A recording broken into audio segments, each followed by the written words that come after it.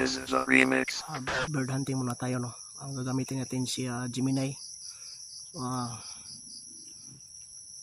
May nakuhuni sa malapit, pero tingnan natin kung papadapo niya kasi parang walang mga ibang puro dito.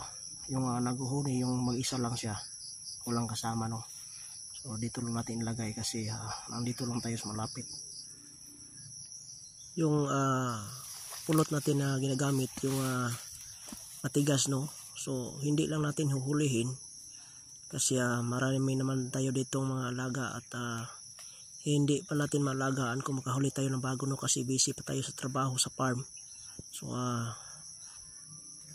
ganyan lang ang gagawin nating video. Hindi tayo maghuhuli ng ibon. Titingnan lang natin kung magaling pa bang mag-hunt si Gemini sa last December, no.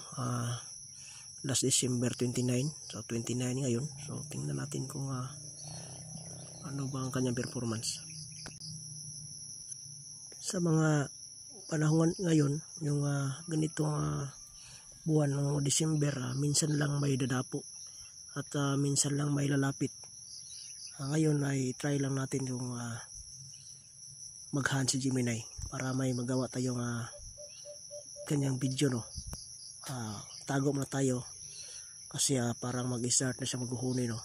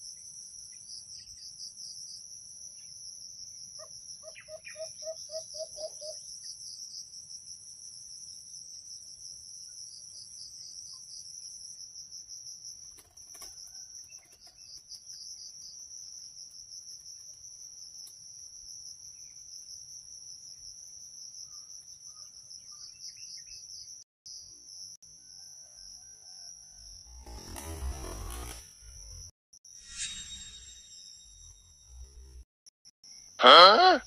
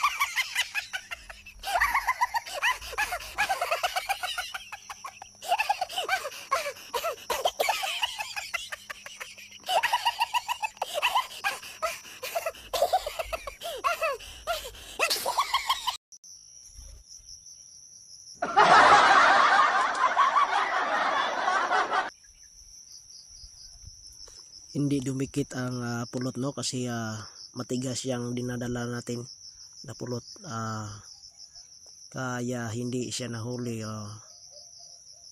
Ganyan talaga, no, pag maghunt.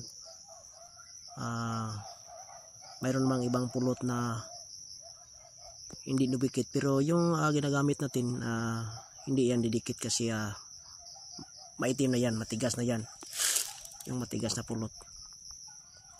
Dito lang muna tayo, no. So thanks sa papanood sa channel natin. So kung sino tong hindi nakapag-subscribe yung sa video natin, pwede namang mag-subscribe, no, para sa updated kayo sa susunod na video natin sa bird hunting, no.